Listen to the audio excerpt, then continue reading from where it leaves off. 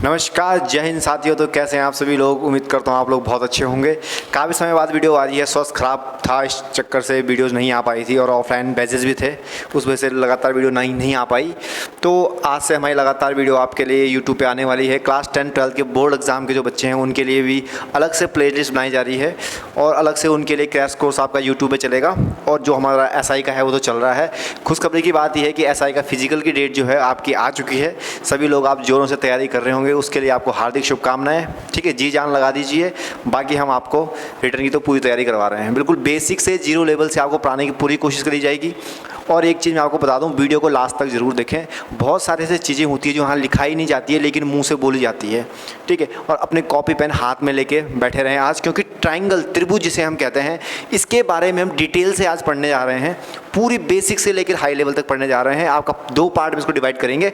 आज पूरा theoretical part इसका रहने वाला है, तो कॉपी पेन आप साथ में लेके बैठे रहें और एक एक चीज़ को नोट करते रहें। पूरा मैंने इंग्लिश में बनाया है लेकिन मैं पूरा आपको हिंदी में ही समझाऊंगा। ठीक है, तो उसके लिए आप बेफिक्र रहें और शुरू करते हैं आज की क्लास को। तो एक बार फिर से स्वागत है आपका उन क्लासेस में और शुरू करते हैं। सबसे पहले समझते हैं आपका कि ट्रायंगल होता क्या है। ठीक है, देखिए ट्रायंगल, आप देखो फिगर 2 टाइप की होती है आपकी। 2 टाइप की फिगर होती है। एक होती है आपकी क्लोज फिगर, एक होती है आपकी ओपन फिगर। क्लोज फिगर की अगर बात करें, जो इसका एंडिंग पॉइंट और स्टार्टिंग पॉइंट क्या कर रहा हो, मीट कर रहा हो, मतलब मिल रहा हो। अगर मैं ये कहूँ कि यहाँ से इस तरीके से फिगर आई और यहाँ पर जाके क्या हो गई, मीट हो गई, मतलब मिल गई।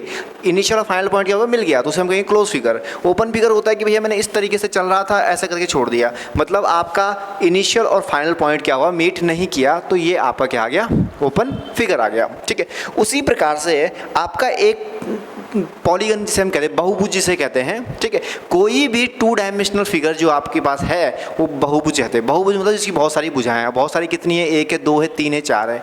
ठीक है, तो ये चीज़ है। तो त्रिभुज उनमें से एक है जिसे हम क्या कहते हैं, एक बहुभुज कहते हैं। और उसके 3 साइड्स होती है। क्या होती है, 3 साइड्स होती है, 3 किनारे होते हैं और 3 कोण होते हैं। उसी को हम क्या कहते हैं, त्रिभुज कहते हैं, जैसे कि आपको यहाँ पे डेफिनेशन में दिख रहा है। ठीक है, तो ये आपका क्या है, यहाँ पे त्रिभुज है। अगर बात करें इसके, तो ये अगर मेरे पास ट्राइंगल A, B और C है। ठीक है, तो AB,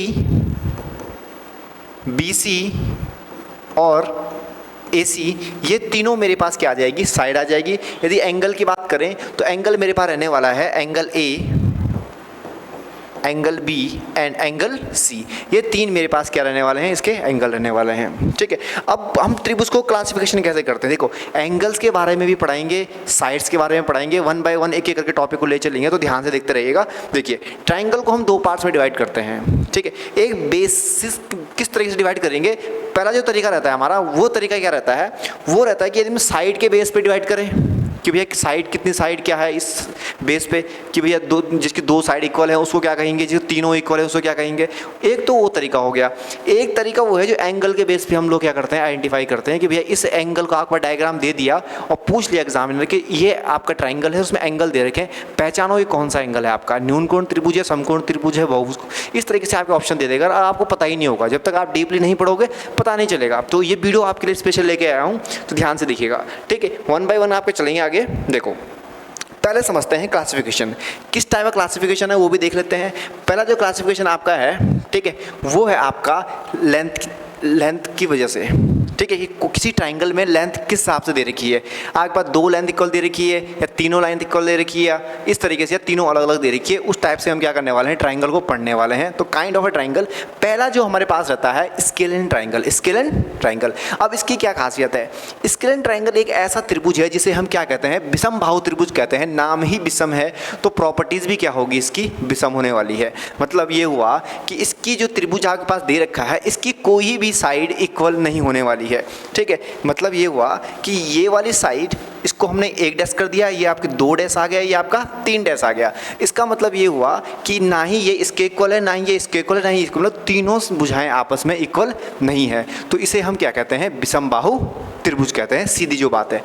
ठीक है, और इसकी खासियत क्या होती है, अब एग्जाम में क्वेश्चन क्या पूछेगा, ठीक है, which of the following statement is true for a scalene triangle, विषम बाहु त्रिभुज के लिए इनमें से कौन सा तथ्य सही है। ठीक है, इस प्रकार से आपको 4 ऑप्शन दे देगा, कहेगा angle A is equal to angle B but does not equal to angle C, ऐसा करके दे देगा। या ये कहेगा angle A does not equal to angle B but equal to angle C, ये दे देगा। या आपको ये दे देगा, यह कहेगा आपको कि आपके तीनों क्या हैं, बराबर हैं। इस तरीके से 4 ऑप्शन दे देगा आपके पास, तो वहाँ पे कंफ्यूज नहीं होना है। विषमबाहु त्रिभुज की खासियत है कोई भी साइड आपकी इक्वल नहीं होने वाली है। तो ऑब्वियस ही बात है जब इनकी कोई भी साइड इक्वल नहीं है तो उसके एंगल भी इक्वल नहीं होने वाले हैं। तो साइड के केस में अगर इस तरीके से पूछा A B equal to B C इस तरीके से, तो आप भी क्या करोगे, तीनों क्रॉस रहेंगे। और एंगल के बारे में पूछे तब भी आप क्या टिक करोगे कि कोई भी एंगल इक्वल नहीं होता है। ये आपके विषमबाहु त्रिभुज की क्या है, खासियत है। उम्मीद करता हूँ समझ में आ रही होगी, चीज़ें बिल्कुल क्लियर होगी। तो यही विषमबाहु त्रिभुज है जहाँ से क्वेश्चन बन सकता है, वो बन सकता है इस पॉइंट से। या आपको कहूँ मैं कि इसकी साइड क्या दे रखी है, ए बी और सी इसकी साइड दे रखी है, और कह दे आपके लिए A B is equal to B C is equal to A C. क्या ये तीनों इक्वल है? नहीं है। यही तो इसकी प्रॉपर्टी है, तीनों इक्वल है ही नहीं। ठीक है, तो यहाँ से क्वेश्चन बनने के आपके चांसेस बढ़ जाते हैं। बाकी आप डेफिनेशन ध्यान रखिएगा, डेफिनेशन भी पूछ सकता है कि किस ट्राइंगल की तीनों भुजाएं इक्वल नहीं होती है, बराबर नहीं होती है। वहाँ पे दे देगा आपके लिए समबाहु विषमबाहु, इस तरीके से 4 ऑप्शन दे देगा। तो बिल्कुल क्लियरली पहचान लीजिएगा किसकी बात कर रहा है, आपका विषमबाहु त्रिभुज की बात कर रहा है। ठीक है, उम्मीद करता हूँ समझ में आ गया होगा। ठीक है, आगे चलते हैं। दूसरा हमारा कौन सा प्रकार है, वो है हमारा आइसोलेसिस ट्रायंगल। आइसोलेसिस ट्रायंगल जिसे हम हिंदी में कहते हैं आपका समद्विबाहु त्रिभुज, जिसकी द्विबाहु, जिसके 2 भाव हैं, 2 भाव मतलब 2 साइड्स जिसकी इक्वल है, उसे हम क्या कहेंगे, आपका समद्विबाहु त्रिभुज कहेंगे, या हम आइसोलेसिस ट्रायंगल कहेंगे। यही इसका कंसेप्ट है। अब इसमें एक चीज़ और आपको देखने को यहाँ पे मिलने वाली है, वो क्या मिलने वाली है, जरा गौर फरमाएगा उस चीज़ पे। देखिए अब यहाँ पे क्या कंडीशन है, ये आपके पास ट्राइंगल दे रखा है। इस ट्राइंगल को मैं एक नाम देता हूँ कि भैया इसका नाम ए है, इस कोने का बी है, इस कोने का सी है। ए डंडे का मतलब क्या है कि ये दोनों आपस में क्या है, इक्वल है, दोनों क्या है, इक्वल है। लेकिन यहाँ पे एक कंसेप्ट छुपा हुआ है। क्या छुपा हुआ है कि भैया ये तो हमें पता है कि इसकी दोनों साइड क्या है, इक्वल है। क्या इसके एंगल भी इक्वल होंगे? ठीक है, तो सामने वाले जो 2 एंगल होने वाले हैं, यानी कि angle B and angle C, ये दोनों क्या होने वाले हैं, आपके इक्वल होने वाले हैं। तो ये इसकी प्रॉपर्टी है। ठीक है, ध्यान रखिएगा, इस बात को समझ में आ गया। ठीक है, जब कभी भी आपके लिए समद्विबाहु त्रिभुज की बात करें तो 2 साइड पे ही अपना कंसेप्ट खत्म मत कर देना। ये भी वहाँ पे याद रखना कि सामने वाली जो 2 एंगल आपको दिख रहे हैं वो भी बराबर होंगे। अब एग्जामिनर क्वेश्चन किस तरीके से पूछेगा, ठीक है, वो बोलेगा कि समद्विबाहु त्रिभुज के लिए कंडीशन दे रखी है, बताओ इनमें से कौन सा सही है। क्योंकि भैया 75 क्वेश्चन है, पूरे न्यूमेरिकल तो नहीं देने वाला है, पेपर बिल्कुल सिंपल रहने वाला है। क्योंकि 3 घंटे का पेपर है, 300 क्वेश्चन है, इतने आसान करने नहीं होते हैं। क्योंकि 300 क्वेश्चन गोले भरने में आपको कम से कम आधा घंटा तो चाहिए। ठीक है, 2.5 घंटे में 300 क्वेश्चन कैसे करोगे? ठीक है, बहुत इम्पॉसिबल वाला काम है। तो वहाँ बड़ी कैलकुलेशन नहीं देने वाला है, ऐसी छोटी छोटी चीज़ें आपसे पूछ लेगा जो आपकी 75 में से ये लगा लो 35 से 40 क्वेश्चन आपके टिक मार रहेंगे सीधा, देखते ही टिक मारना। तो वो तब होंगे जब आपका बेसिक कंसेप्ट क्या रहेगा, आपका क्लियर रहेगा। ठीक है, अब यहाँ से क्वेश्चन क्या पूछेगा, आपको पूछेगा समद्विबाहु त्रिभुज की जो कंडीशन है, ठीक है, उसमें आपके लिए साइड्स का मेंशन नहीं करेगा। यहाँ पे कहेगा आपका कि जो ये वाला एंगल है, ठीक है, ये एक्स है, ठीक है, ये y है और ये z है। इनमें से समद्विबाहु त्रिभुज के लिए कौन सी कंडीशन क्या रहेगी, आपकी करेक्ट रहेगी। ऑप्शन नंबर ए दे देगा आपके लिए कि भैया angle x is equal to angle y। Second आपके लिए दे देगा angle y is equal to angle z। और तीसरा आपके लिए दे देगा angle x is equal to angle z। ठीक है, और चौथा आपके लिए देगा कि angle x is equal to angle y is equal to angle z। इनमें से कौन सा करेक्ट रहने वाला है? तो आप कहोगे समद्विबाहु त्रिभुज में 2 साइड इक्वल होगी। ठीक है, लेकिन अगर आपको कंसेप्ट नहीं पता कि उसके तीनों एंगल क्या रहते हैं आपके, उनमें से 2 एंगल इक्वल रहते हैं, तो आप टिक कर पाओगे? नहीं कर पाओगे। तो कौन, जब y is equal to z रहेगा, यानी कि option number B, option number B. ठीक है, बी से क्या होता है आपका, ऑप्शन नंबर बी से, यानी कि एंगल y एंगल z के क्या रहेगा, इक्वल रहेगा। उम्मीद करता हूँ समझ में आ गया होगा। ठीक है, तो ये थोड़ी थोड़ी बातें हैं जो आपको ध्यान रखनी है। कोई भी आपको जल्दी से नहीं बताएगा, बड़े बड़े क्वेश्चन के साथ डील करना छोड़ दो। ठीक है, सबसे मेन है जो आपका बेसिक जो चीज़ें हैं उनको क्लियर करना शुरू कर दो पहले। उम्मीद करता हूँ समझ में आ गया होगा। ठीक, तो ये आपका क्या रहता है, समद्विबाहु त्रिभुज, समद्विबाहु त्रिभुज, 2 भाव जिसके हैं। ठीक है, आगे चलते हैं। देखिए तीसरा मेरे पास क्या आता है, equilateral triangle. Equilateral triangle, angles के बारे में बात करेंगे, धैर्य बनाए रखें, बहुत आराम से पढ़ाएंगे। छोटी सी वीडियो रहेगी लेकिन पूरा ट्रायंगल कंसेप्ट क्लियर रहेगा। ठीक है, नोट कर, उम्मीद करो आप लोग नोट कर रहे हो, कॉपी में उठा के नोट करते रहिए, क्या क्या चीज़ें मैं आपको बता रहा हूँ वो ध्यान रखना। इक्विलेटरल ट्रायंगल मतलब सम त्रिभुज, समबाहु त्रिभुज। समबाहु मतलब जिसकी भाव मतलब जिसके तीनों भाव इक्वल हैं, तीनों भाव क्या हैं उसके इक्वल है, मतलब ये वाली साइड, ये साइड और ये साइड, तीनों साइड्स क्या है आपकी इक्वल रहेगी, उसे हम क्या कहते हैं, समबाहु त्रिभुज। समझ में आ गया। अब बात आती है कि भैया जब तीनों साइड इक्वल है तो एंगल क्या रहते होंगे इसके, सोचने का विषय है ना।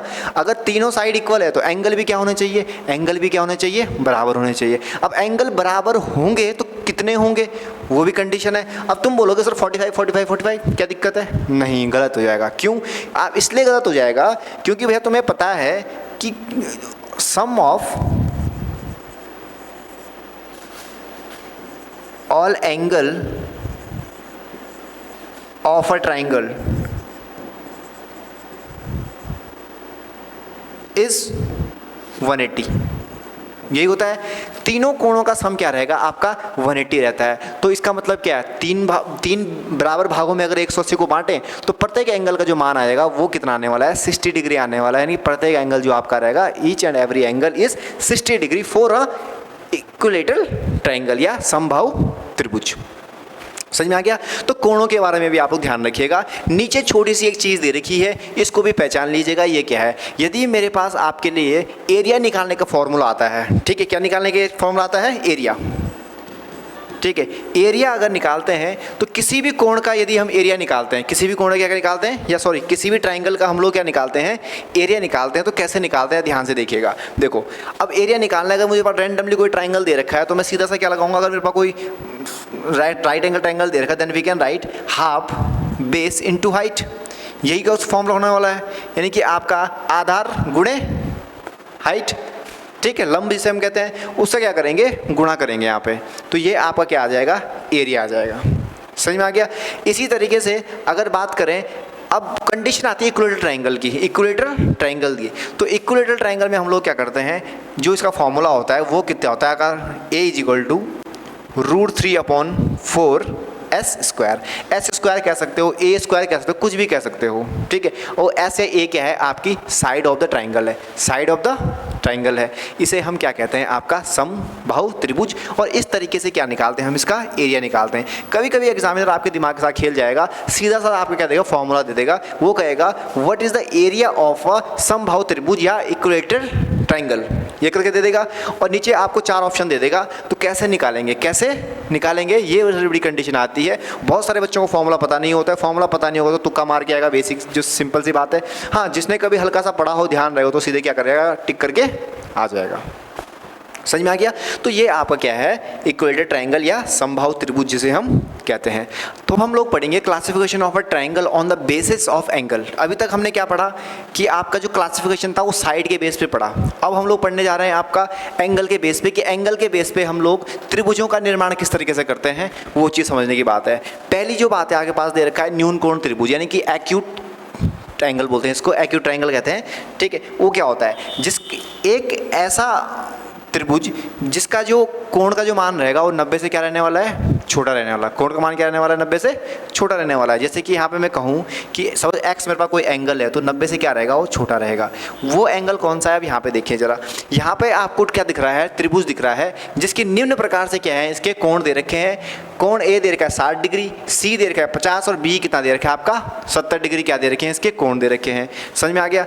अब यहाँ पे न्यून कोण का मतलब ये हुआ कि आपका जो त्रिभुज है उसके जितने भी कोण हैं वो कोण है सारे जो 90 से छोटे हैं। 90 से क्या है, छोटे, लेकिन उनका सम 180 है। ध्यान रखिएगा, कोण सभी क्या हैं आपके छोटे हैं 90 से, लेकिन सबका सम कितना होना चाहिए, 180 होना चाहिए। अब एग्जाम में क्वेश्चन क्या पूछता है, एग्जाम में क्वेश्चन पूछेगा which of the following is correct for a acute angle triangle. न्यून कोण त्रिभुज के लिए इनमें से कौन सा कथन सही है, इस प्रकार क्वेश्चन पूछेगा। अब क्वेश्चन में क्या देगा, इस तरीके से आपको दे देगा, फिगर दे देगा और आप टिक मार के भाई सब 90 से छोटे दिख रहे हैं, लेकिन 90 से छोटे दिख रहे हैं, लेकिन एग्जामिनर यहीं पर आप थोड़ा सा दिमाग खा के बैठ जाएगा।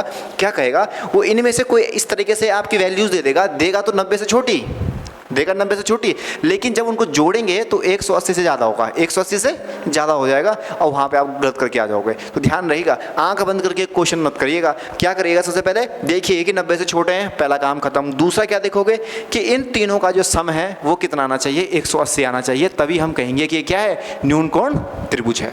समझ में आ गया, ये चीज़ ध्यान रखिएगा। ठीक है, कोई भी अगर इनमें से एक भी 90 हो गया तो ये न्यून कोण त्रिभुज नहीं कहलाएगा, इनमें से एक भी 90 से ऊपर हो गया तो न्यून कोण त्रिभुज नहीं कहलाएगा। तो ध्यान रखिए एग्जाम में।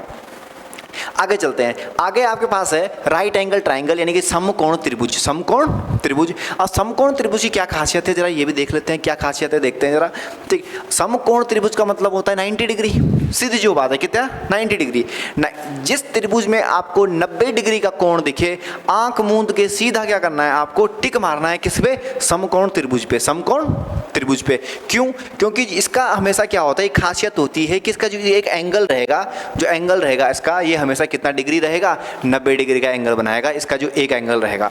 अब सीधी सी बात है, एक एंगल अगर 90 का है तो बाकी दो क्या होंगे, 90 से छोटे होंगे, बाकी दो 90 से क्या होंगे, छोटे होंगे। और इस चीज़ का विशेष कर ध्यान अपने एग्जाम में रखिएगा। पता लगा आपको एक 90 दे दिया, दूसरा आपको 110 दे दिया और आपने समकोण त्रिभुज टिक मार के आ गए, तो ध्यान रखिएगा। कभी कोई क्वेश्चन एग्जाम में इस तरीके से पता चलता है कि एक समकोण त्रिभुज के लिए इनमें से कौन सा कथन सही है या कौन सा कथन गलत है, और कह देगा कि एक कोण आपका 90 डिग्री होता है और बाकी दोनों कोणों का सम कितना होगा, 180 होगा या 110 होगा। तो भैया तुम्हें सीधी सी बात है, अगर ट्राइंगल के तीनों कोणों का सम कितना दे रखा है, 180 दे रखा है, उनमें से एक कोण 90 डिग्री हो गया तो बचा कितना, 90 तो बचा।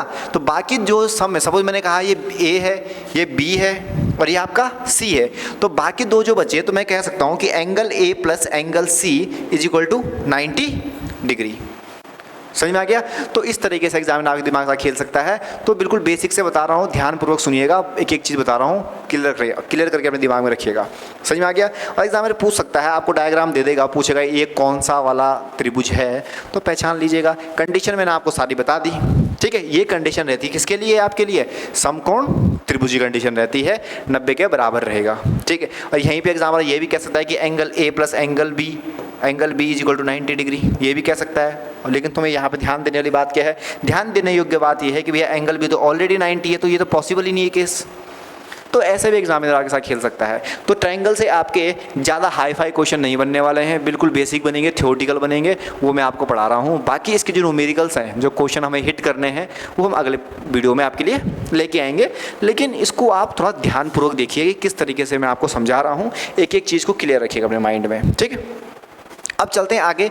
अगला जो प्रकार हमारे पास है वो प्रकार कौन सा है आपका, ऑब्ट्यूज एंगल ट्रायंगल, यानी कि अधिक कोण त्रिभुज। अधिक कोण त्रिभुज, नाम ही अधिक है तो अधिक होना चाहिए, सीधी जो बात है, ठीक है। क्या कहता है, a triangle in which one of the angle is more than 90 but less than 180 is called obtuse angle. देखिए ऑब्ट्यूज का मतलब होता है 180 डिग्री से छोटा, ठीक है। यहाँ पे देखिए, अब यहाँ पे पता क्या है, अब ऑब्ट्यूज एंगल कह रहा है इनमें से एक क्या होना चाहिए, छोटा। अगर मेरे पास त्रिभुज के 3 कोण दे रखे हैं तो 3 कोण में से एक जो कोण मेरा है वो 90 से बड़ा होना चाहिए, 90 से बड़ा, यानी कि कोई सा भी सपोज मैंने x मान लिया तो x हमेशा क्या होना चाहिए, 90 से बड़ा, ठीक है। लेकिन y क्या रहेगा, 90 से छोटा, और z भी क्या रहेगा, 90 से छोटा। ये इसकी कंडीशन है, मतलब एक आपका 90 से बड़ा रहेगा, बाकी दो 90 से छोटे रहेंगे। ये इसकी मस्ट कंडीशन है जो आपको ध्यान में रखनी है, ठीक है। तो ये क्या हो गया आपका अधिक कोण त्रिभुज। और दूसरी योग्य जो बात दिमाग में आपको रखनी हो क्या है कि तीनों का कोण कितना होना चाहिए, 180 होना चाहिए। पता लगा,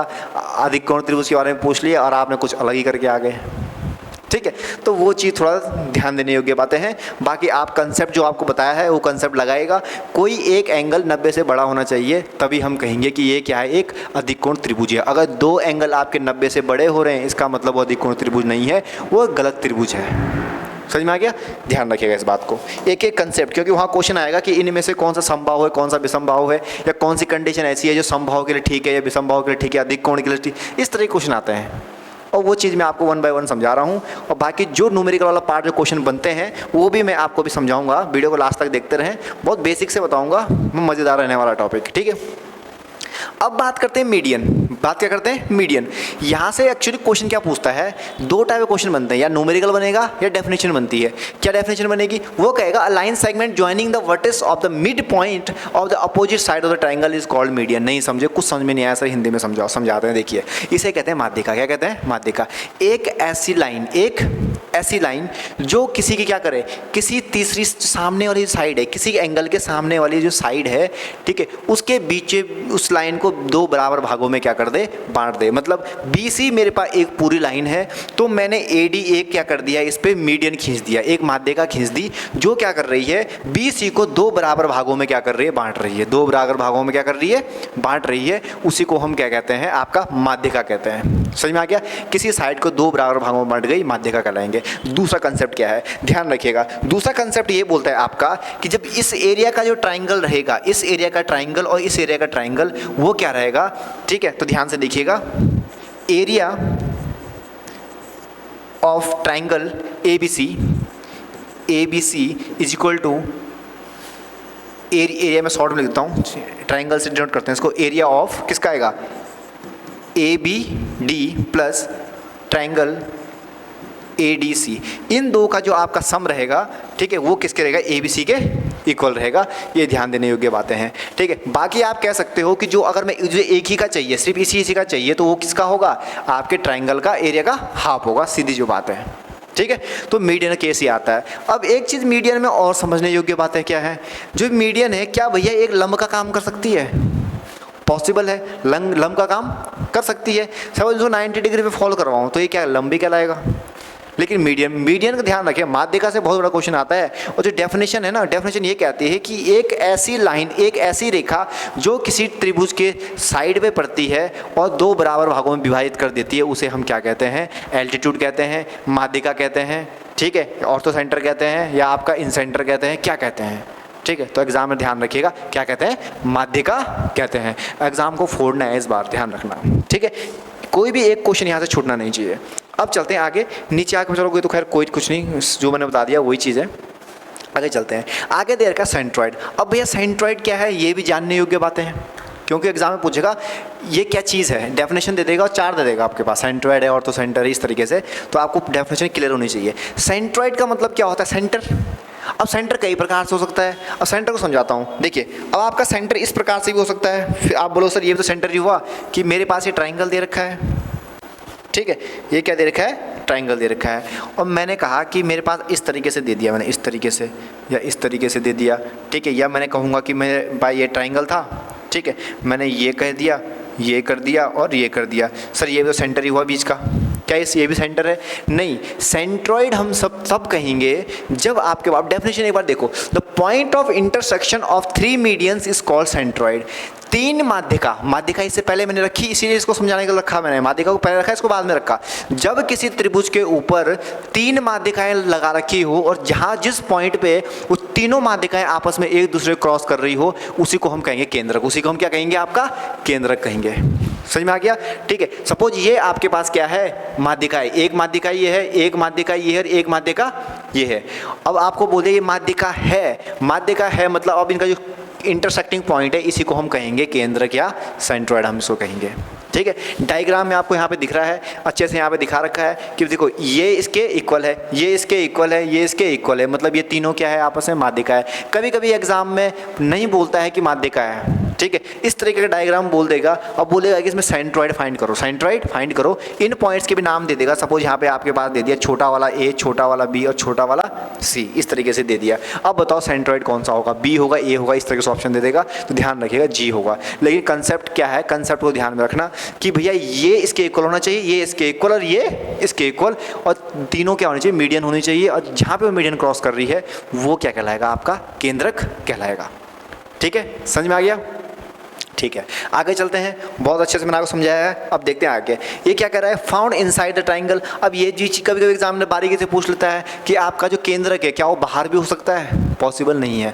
केंद्रक हमेशा त्रिभुज के अंदर ही रहेगा। दूसरा क्या कह रहेगा, found at the intersection of three medium, जो मैं आपको बता चुका हूँ कि तीन मीडियम के इंटरसेक्शन पे क्या रहेगा, हमेशा लोकेट रहेगा, मतलब तीनों के बीच में क्या रहेगा, तीनों मीडियम के बीच में रहने वाला है। चौथा है the centroid divided the each. हाँ, ये पॉइंट आप लोग अपनी कॉपी में नोट कर लीजिएगा, वेरी वेरी इंपॉर्टेंट, और स्टार लगा दीजिएगा इस टॉपिक पे। ये क्या चीज़ है, ये कहता है कि कोई माध्यिका जो है, ठीक है, अगर आपके तीन माध्यिकाएं दे रखी है तो ये सेंट्रॉइड है, ठीक है, अब क्या समझा रहा हूँ मैं, यहाँ देखना जरा। ठीक है, ये मेरे पास क्या दे रखा है, ट्राइंगल दे रखा है। क्या दे रखा है, ट्राइंगल। और जो ये माध्यिका आ रही है ऐसी वाली, ठीक है, मैं कलर, इनका कलर मैं थोड़ा चेंज कर लेता हूँ। देखिए ये माध्यिका है, एक ये वाली माध्यिका है, समझ में आ गया। एक आपकी ये वाली माध्यिका है, ठीक है, दूसरी आपकी ये वाली माध्यिका है, समझ में आ गया। और इसके बीच का जो सेंटर है वो ये वाला पॉइंट है। तो ये कह रहा है कि जो सेंट्रॉइड है, क्या है आपका, सेंट्रॉइड है, वो किसी माध्यिका को 2:1 में क्या करता है, विभाजित करता है, 2:1 में विभाजित करता है। तो इस स्टेटमेंट को एग्जामिनर सीधा आपके एग्जाम में डायरेक्ट पूछेगा कि जो आपका statement, centroid divide the each median into how much segment या how much ratio, in which ratio, ऐसा पूछ सकता है, किस रेशियो में। ऑप्शन में दे देगा 1:2, 2:1, 1:1 या 1:3। अब बता दो जी, अब जब बारीकी से चीज़ें नहीं पढ़ोगे, अब बारीकी से चीज़ें नहीं पढ़ोगे तो आंसर कैसे निकालोगे। ठीक है, तो क्या होता है आपका 2:1, यानी कि 2:1 में क्या करता है, कोई भी सेंट्रॉइड किसी माध्यिका को विभाजित करता है। तो ये कॉपी में अपना नोट कर लीजिएगा और की पॉइंट करके लिख लेना, एग्जाम में पूछने के चांसेस बहुत ज़्यादा हैं। ठीक है, अब चलते हैं आगे। तो ये आपका क्या था, सेंट्रॉइड था। अब और आगे चलते हैं, ज़्यादा बड़ी वीडियो नहीं रहेगी, बस जो चीज़ें बेसिक सी चीज़ें जो क्लास 10th में आपको बताई जाती है वही है बस। एल्टीट्यूड की बात करते हैं, जिसे हम कहते हैं लंब। क्या कहते हैं, शीर्ष लंब। लंब का मतलब होता है भैया लंबा, लंबा है मैडम लंबा वाला सीन है। ठीक है, गाना चला ना आजकल, लंबा है मैडम लंबा, वो वाला सिस्टम। ठीक है, तो आपका एक जो लंब रहता है वो क्या होता है, किसी एक पर्टिकुलर साइड पे क्या होगा, 90 डिग्री पे फॉल होता है, 90 डिग्री पे फॉल होता है, यानी कि 90 डिग्री पे क्या होगा आपका, वो फॉल होता है। उसे हम क्या कहते हैं, शीर्ष लंब कहते हैं। यानी कि ऐसा एक ऐसी लाइन जो किसी साइड पे गिरे लेकिन 90 डिग्री का कोण बनाए, उसे हम क्या कहते हैं, क्या कहते हैं, शीर्ष लंब कहते हैं या एल्टीट्यूड कहते हैं। समझ में आ गया। और जब आपके पास एल्टीट्यूड दे रखा हो तो उस समय पे area of a triangle, area of a triangle वो क्या रहेगा आपका, हाफ इनटू बेस, बेस यानी कि आधार, आधार गुणे लंब। समझ में आ गया। तो ये क्या रहेगा, उसका फार्मूला रहने वाला है। ठीक है, जब आपके पास क्या दे रखा होगा, लंब दे रखा होगा। अब आप बोलोगे सर कि साइड में एक चीज़ दिख रही है, सर इसका क्या मतलब है, ये इसका क्या मतलब है। तो इसका कुछ नहीं है, इसका वही मतलब है जो आपको दिख रहा है। समझ में आ गया। अब यहाँ पे अगर मैं एल्टीट्यूड की वैल्यू निकालूँ, लंब की वैल्यू निकालूँ, तो यहाँ पे क्या है, एरिया को मैंने रिप्रेजेंट किया ए से। ठीक है, पेन चेंज कर लेते हैं। यहाँ पे देखिए, एरिया को मैंने रिप्रेजेंट किया ए से, हाफ इसको किया, बेस को बी से किया और लंब को एच से किया। तो एच की वैल्यू क्या आएगी भैया, एच की वैल्यू ये तो आएगी 2a/b = h, ऐसा तो आएगा। तो वो वही चीज़ है, कुछ नहीं है, बस उलट से पुलट कर रखा है, उल्टा फेर कर रखा है, बस इतना ही लफड़ा है उसमें, कोई दिक्कत वाली बात नहीं है। तो इस तरीके से क्या करते हैं हम लोग, शीर्ष लंब निकालते हैं। और शीर्ष लंब क्या होता है, जो एक ऐसी लाइन जो किसी साइड पे गिर रही है लेकिन 90 डिग्री का कोण बना रही है। ठीक है, उम्मीद करता हूँ समझ में आ गया होगा। अब चलते हैं थोड़ा सा और आगे। एक आता है ऑर्थो सेंटर, एक क्या आता है, ऑर्थो। जिस तरीके से माध्यिका के बाद मैंने आपको सेंट्रॉइड के बारे में बताया, ठीक है, मीडियन के बाद मैंने सेंट्रॉइड के बारे में बताया, उसी प्रकार से एल्टीट्यूड के बाद मैं अब आपको बता रहा हूँ ऑर्थो सेंटर। क्या बता रहा हूँ, ऑर्थो सेंटर, जिसे हम क्या कहते हैं हिंदी में, लंब केंद्र। उसे हम क्या कहते हैं हिंदी में, लंब केंद्र कहते हैं। सही यही कहते होंगे, मुझे कंफर्म नहीं पता, मैं भी इंग्लिश मीडियम से हूँ लेकिन कोशिश करता हूँ हिंदी मीडियम में। ठीक है, लंब केंद्र गूगल ने लिखा है तो ठीक ही होगा, बाकी ऑर्थो सेंटर आप लोग ध्यान रखिएगा। ठीक, अब ये मेरे पास ट्राइंगल दे रखा है। अब जैसे आपका वहाँ पे क्या कर रहा था, माध्यिका कह रहे थे कि माध्यिका का क्या है, बीच का एंगल है, जहाँ कनेक्ट हो रही है वो सेंट्रॉइड है। तो यहाँ पे जहाँ पे लंब क्या कर रहे हैं, मिल रहे हैं, जहाँ पे लंब क्या कर रहे हैं, मिल रहे हैं, the intersection of all the 3 altitude, जहाँ पे आपके तीनों लंब क्या कर रहे हैं, मिल रहे हैं, उसी पॉइंट को हम लोग क्या कहते हैं, आपका ऑर्थो सेंटर कहते हैं या लंब केंद्र कहते हैं। बस इतनी सी बात है। तो उम्मीद करता हूँ ऑर्थो सेंटर आप लोगों को अच्छे समझ में आ गया होगा। ठीक है, अब मैं कुछ की पॉइंट्स है जो मैं आपको बताना चाहता हूँ, जरा ध्यान से देखिएगा, वो बहुत इंपॉर्टेंट है, वो ध्यान से देखने देना। पहला पॉइंट क्या कहता है आपका, कि कोई मेरे पास त्रिभुज इस प्रकार से दे रखा है, ठीक है, जिसकी आपके निम्न प्रकार से उसके क्या है, वर्टिसेस दे रखे हैं। ठीक है, तो ABC 3 एंगल दे रखे हैं, तो angle A plus angle B plus angle C = कितना रहने वाला है, 180 डिग्री के बराबर रहने वाला है। दूसरा की पॉइंट क्या है, ध्यान से शर्माए देखिएगा ज़रा। ठीक है, इस तरीके से मैंने एक त्रिभुज बनाया और इसकी जो एक साइड है वो मैंने क्या कर दी, थोड़ा बढ़ा दी। अब क्या डिफरेंस आने वाला है इसमें, वो डिफरेंस ये आने वाला है, कंसेप्ट ये आपका ये कहता है कि जो आपका angle A plus angle B है वो एंगल C के इक्वल है। एक्सटीरियर, कौन सा? एक्सटीरियर वाला। मतलब ये कि जो बाहर वाला एक्स है, मैं एक्स सी नहीं, इसको एक्स मान लेते हैं। क्या मान लेते हैं? एक्स। एंगल एस के बराबर रहेगा, ये कहता है। मतलब अगर आपकी कोई भुजा क्या कर रखी है, थोड़ी सी बढ़ा रखी है, थोड़ी सी क्या कर रखी है, बढ़ा रखी है, तो अंदर के दो कोणों का जो सम रहेगा वो बाहर वाले भुजा के बराबर रहेगा। यानी कि बाहर जो मैंने एंगल लिया है उसके क्या रहने वाला है, बराबर रहने वाला है। ये आपका कंसेप्ट कहता है। तो कभी कभी एग्जाम में क्या दे देगा आपको, ये वाला एंगल दे देगा। कौन सा? इसको दे देगा आपके पास, सपोज 30 दे दिया, ठीक है। इसके आगे बाद दे दिया आपके पास 60 दे दिया, 60 तो नहीं देगा, चलो 40 दे दिया। कितना दे दिया? 40 दे दिया। पूछेगा कि x की वैल्यू निकालो, तो सीधा क्या करना है, 4 3 7 यानी कि 70 डिग्री आपका बाहर का रहने वाला है, काम खत्म। ठीक, तो इतनी सी बात आपको ध्यान रखनी है। ये नहीं कि आप यहाँ पे ट्रायंगल लॉ लगा रहे हो 180 डिग्री, फिर इसको 180 से माइनस कर रहे हो, लेंथ चले जाएगा। ध्यान रखिएगा, सीधी सीधी बात क्या ध्यान रखनी है कि अंदर के जो दो कोणों का सम है वो बाहर के बराबर होने वाला है। ठीक हो गया। और जो ये वाला है वो बाहर के बराबर, 180 में से बाहर वाला माइनस कर दो तो अंदर वाला आ जाएगा। ठीक है, तो इस तरीके से आपको कुछ क्वेश्चन बनते हैं। तो ये आपका क्या था, पूरा आज जो आपका ट्रायंगल था, त्रिभुज की थ्योरेटिकल पार्ट पूरा था, वो मैंने इस वीडियो में कवर किया है। अगला जो हमारा ट्रायंगल का जो पार्ट आएगा वो पूरी तरीके से न्यूमेरिकल वाला आने वाला है, जिसमें हम लोग बहुत सारी न्यूमेरिकल करने वाले हैं। बेफिक्र होकर रहिए, मज़ेदार वीडियो आने वाली है। उम्मीद करता हूँ ये वीडियो अगर आपको पसंद आए दोस्तों के साथ शेयर करें, उनको भी फ़ायदा मिले। ठीक है, तो मिलते हैं अगली क्लास में। Thank you so much, thanks for watching.